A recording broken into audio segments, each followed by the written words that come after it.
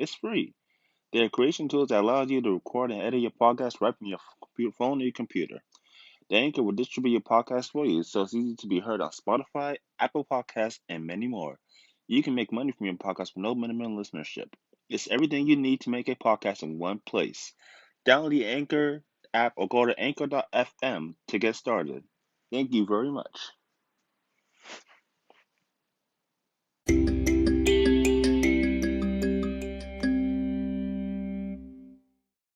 All right. Good morning, everybody, and welcome to a special bonus episode of Gotta Have Heart Wrestling, featuring yours truly, Jamal Honus. And we are certainly on the road to WrestleMania here. What an amazing Royal Rumble we had. A very historic Rumble. We had Bianca Belair winning the Women's Royal Rumble matchup, and yours truly, the radar superstar Edge, winning the Men's Royal Rumble match from the number one position.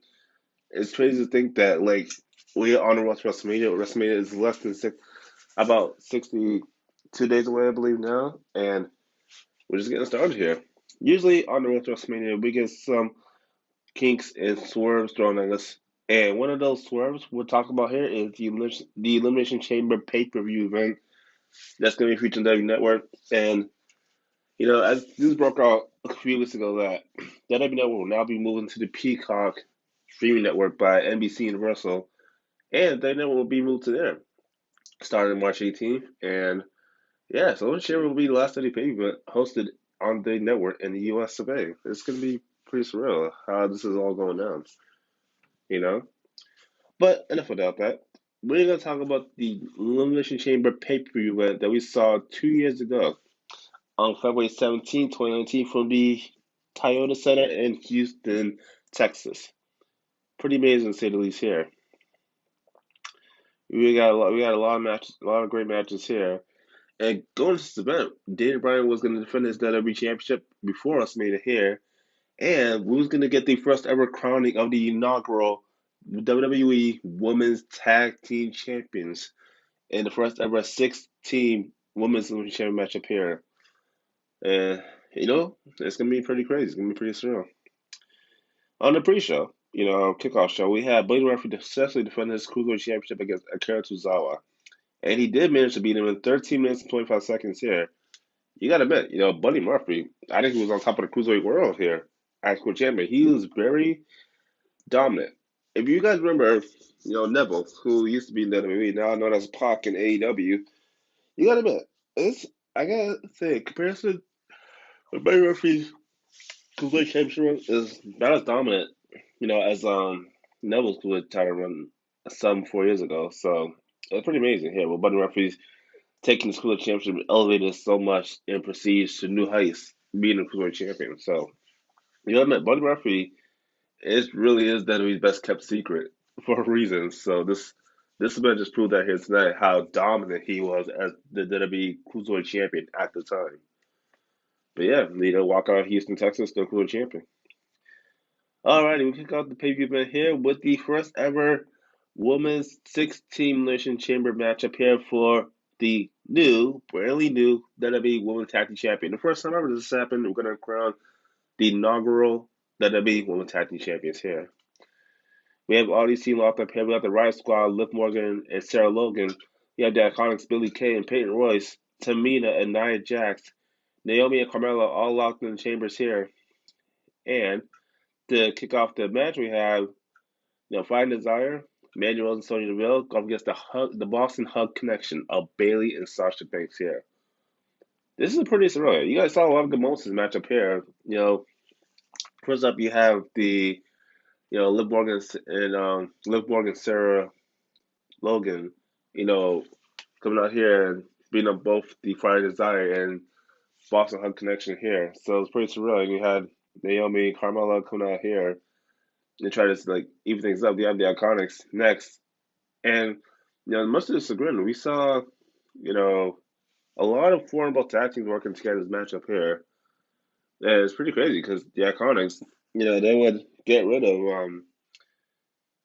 we're pretty much the entire match was pretty surreal, And then you have freaking Nia Jax Tamina coming out the last team, and we saw one point where Nia Jax gonna try to bum rush. I think either Sarah Logan or Liv Morgan through one of the pods, and she end up going right through the pods here, and it's pretty crazy to think that Nia Jax is a big woman. She really is, but she's also very dominating. That's the scary part about her, about going in the ring with her. You're gonna be hurt while going in there. Well, Nia Jax ended up hurting herself in this matchup here. Tamina misses a splash off the top rope, and everybody just eliminates Nia Jax Tamina. It's pretty surreal. Yeah, Costa eliminated Sarah Logan and Liv Morgan gets eliminated here.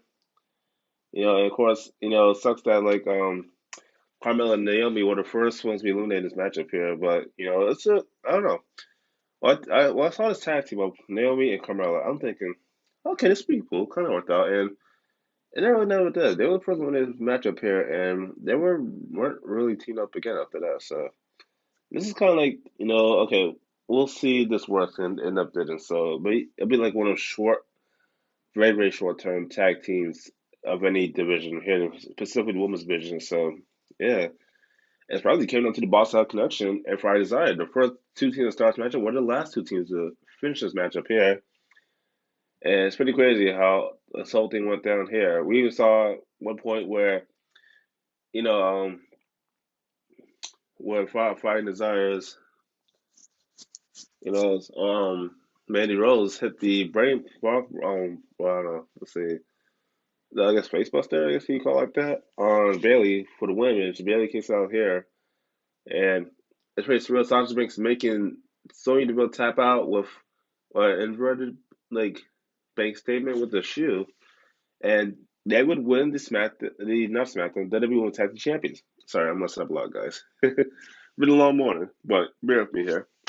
But yeah, they would win the inaugural WWE Women's Tag Champions the first time ever. It's pretty crazy here, and you really gotta think like when it comes to big match situations for the women's division, if you're gonna have either Bailey and Sasha in this matchup, most likely, probably about 85% of the time, these still going to win, or one or the other. Either way, they really are the forefront of the women's division, and they proved that here in the Toyota Center in Houston, Texas, by becoming the first ever WWE Women's Tag Team Champions. It's pretty surreal. It really is. This match should go on for 33 minutes exactly. So, it's really amazing here. All right, next up here, we will see Jimmy and JD Usos challenge The Miz and Shane McMahon for the SmackDown Tag Team Champions.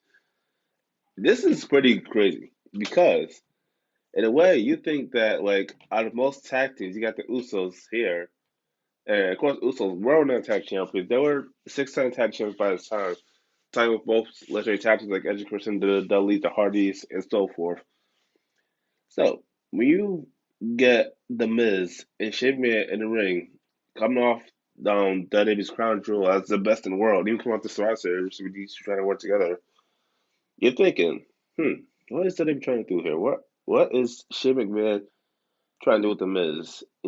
This is his idea, but strangely on Miz TV, Miz coming up being strong, he'll come up as rival with Daniel Bryan here, and it's like Miz, trying to form a tag team with Shane McMahon, and it's to become babyface here. Shane McMahon says, "Yeah, let's try it out." Okay, so they go into a room against the Bar. Shane McMahon says Cesaro, and then Shane McMahon with that shooting star press ends up beating the Bar. And surprisingly, The Miz and Shane McMahon are the new SmackDown Tag Champions. Who would ever thought this match? Because I never thought it. When I first see that, I'm like, this is not going to work out. Miz is going to turn the blind eye, but he didn't. You know? For the couple weeks, they still won the tag champions from the Bar after Royal Rumble 2019. This is pretty crazy. So we go to SmackDown a couple weeks later, and we see the Usos there on Miz and Miz TV, whatever you want to call it. I don't know. I think that whole name was kind of stupid, to be honest. But nonetheless, we get a chance for Usos. Miz and Shane McMahon steps it for the Cement Chamber here. So Miz comes out first. He brings back his wife Maurice out there to greet the crowd with a big announcement announcing that they are in their second pregnancy. They're gonna have a second baby, which is really cool news, because everybody loves Monroe. Who doesn't love Monroe? So it's pretty cool here. It really is. Now comes Shane Man next up here, and then the Usos. Pretty back and forth match up here. We see Shane Man doing the coast to coast to one Uso, tries to do it to the other. Nope, ends up getting super kick. Shane gets Jimmy Uso outside the ring onto the announce table. Shane McMahon flies on top of that turnbuckle. Signature vintage Shane McMahon off the top turnbuckle onto Jimmy Uso through the announce table here. They get back in the ring with Jey Uso and The Miz.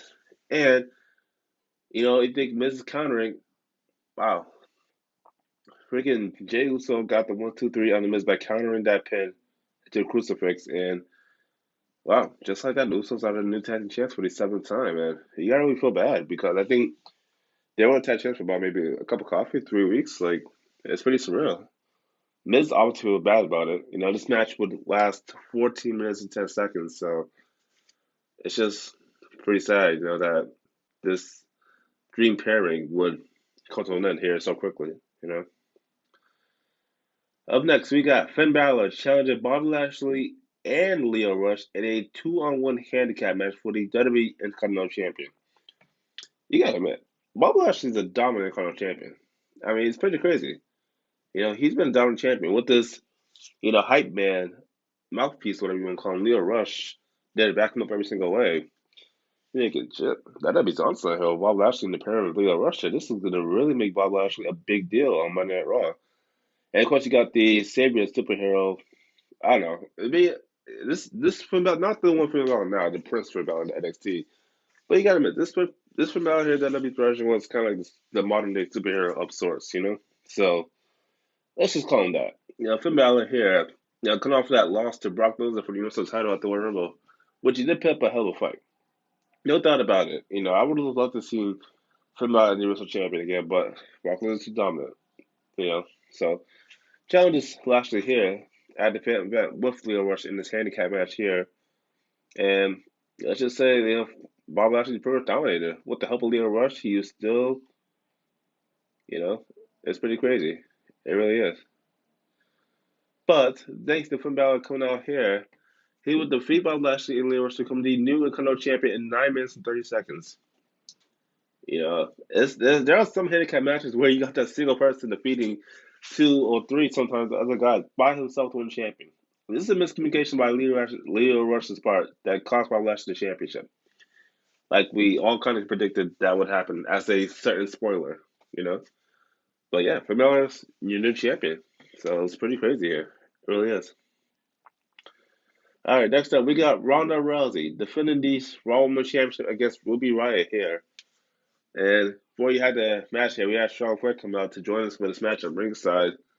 And we also saw history about the before Monday Night Raw 6 days ago earlier that Becky Lynch was suspended by Vince McMahon by 60 days, takes her out the main event of WrestleMania, and pits SmackDown's Charlotte Flair into main event of WrestleMania to face Ronda Rousey for the Raw Women's Champion.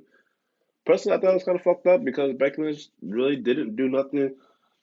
She is the man. She's proven that. She did win the Royal Rumble matchup in January of 2019. So, if anything, Becky Lynch is deserving of getting into WrestleMania to fight for the championship.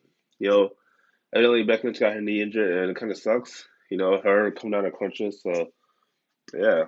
It's very crazy because they showed the footage from the night before, I think, Ohio, a live event where Charlotte was facing Asuka, and Becky Lynch just comes out and fights down Charlotte Flair with a candlestick. Charlotte Flair comes back and beats her down, takes out her knee, injures her even more to the point where Becky Lynch has to do crutches now. So it's pretty surreal. All right, up next we got Ruby Riott coming out here next, and then Ronda Rousey supporting some kind of tire from Tomb Raider video game voiceover. So it's pretty cool, to see her this side. And Ronda Rousey's dominance would get her to win via submission at armbar in 1 minute and 40 seconds. Only one of the shortest Raw Championship matches ever. So. Charlotte Flair comes to the ring here. We see Becky come out from the crowd into the ring here and looks at both of them, Charlotte and Rousey, and manages to first beat up Charlotte with her crutch. Then, Ronda Rousey had the rest of her. And then really attack Ronda Rousey with her crutch as well. Back and forth, she goes into Charlotte and Rousey and Charlotte and Ronda. Back and forth here. And it's pretty crazy. You have to have security, referees, officials come out and try to escort Becky Lynch out of the arena here because she is still technically suspended by the chairman, Mr. McMahon, from this past Monday Night Raw. But damn, pretty surreal here. Becky Lynch will not stop until she gets what is hers. what she's deserving, and that is the title shot of WrestleMania for the Raw Women's Championship belt. Wow. All right, next up we have Baron Corbin fighting fighting Braun Strowman in a no disqualification matchup here. I think we were pretty much going to see that Braun Strowman was going to dominate this matchup, considering these two rivalries from way back in November. So the play is real. It really is. So we get the matchup here, and we start off here this matchup, and it's pretty surreal. I mean, you got to think about all these possibility scenarios here. We had like candlesticks broken, and then we had let's see, Baron Corbin tried to throw a freaking a rolling chair. Strowman caught it like it was nothing here.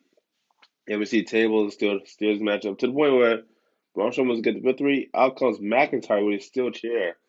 Bobby Lashley from behind with against Strowman with that steel chair. Both beat them down here. Strowman tries to come back, and Baron Corbin just knocks him down here. We got Drew McIntyre delivering the Claymore to Braun Strowman. We see them both these large mammoths, of a guys bring these tables into the ring here, stack them on top of each other, get the steel chairs next to it, and this is where I thought this was a rip of the Shield right here. So sit on Roman Reigns and Dean Ambrose. These three superstars, Corbin, McIntyre, and Lashley, picks up Strowman for the Shield signature powerbomb to Braun Strowman through two tables, and Baron Corbin just copies pin 1, 2, 3. It's say on pay-per-view at this event that Baron Corbin defeated Braun Strowman no DQ thanks to McIntyre and Lashley. This is pretty surreal. This is really crazy. I think there's a lot of cases in matchup that need to be brought up before here. So yeah, but Baron Corbin gets the victory in 10 minutes 50 seconds here. So it's just like okay, I think this is like the last match between these two guys. So yeah, pretty crazy. All right, we got the WWE Championship match coming up next here with Dan Bryan defends against AJ Styles, Jeff Hardy, Randy Orton, Samoa Joe. Supposedly Mustafa Ali was supposed to match up here. He got injured 2 weeks ago. So the next thing was to be the replacement of probably the most tenacious superstar ever on the roster, Mr. Kofi Kingston of the New Day. This is gonna be a great match. It is. Kofi Kingston comes out first here, and then you got Jeff Hardy and Randy Orton, and AJ Styles here. So we know that Samoa Joe and Dan Bryan will start the match up here. Before Dan Bryan comes out talking about he is a playing champion. Lucky referees out there to score Eric Rowan, who was Dan Bryan's bodyguard at the time. That's going to the back here, so thank God we have no interference. I highly doubt that everyone could interfere since there's no way to get inside the chamber itself. But it's still a good strategy on part of the WWE to get him out from ringside. All right, so everybody, so we'll just talk about the match here.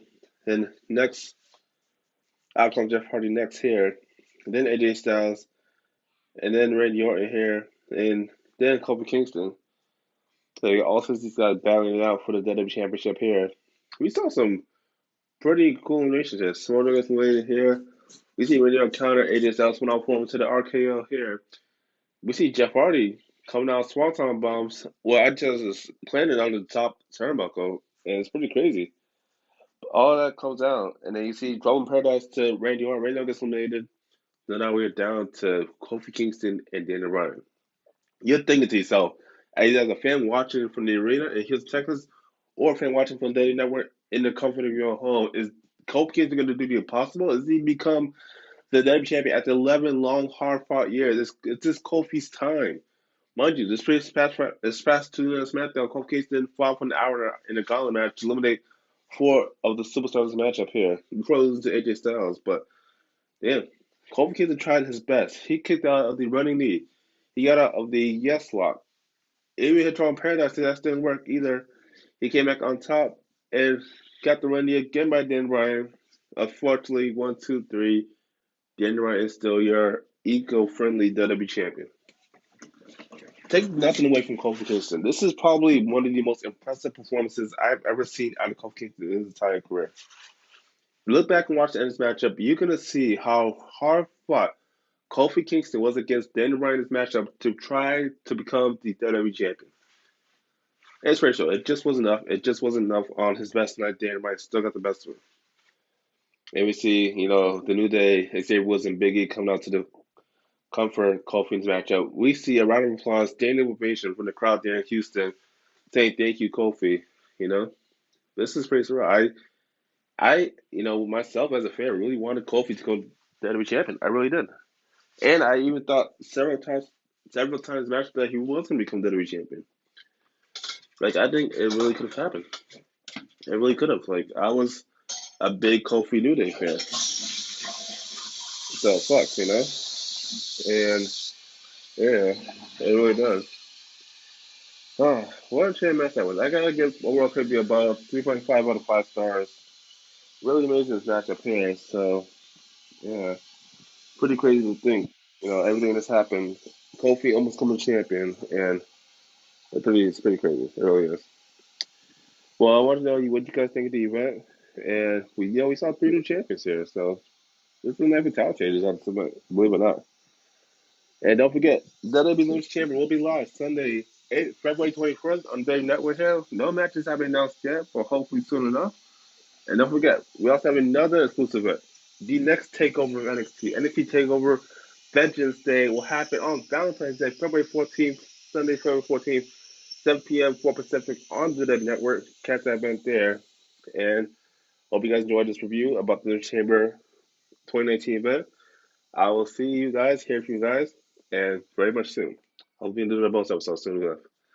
You guys have a good day. Enjoy the rest of your day. Be safe out there.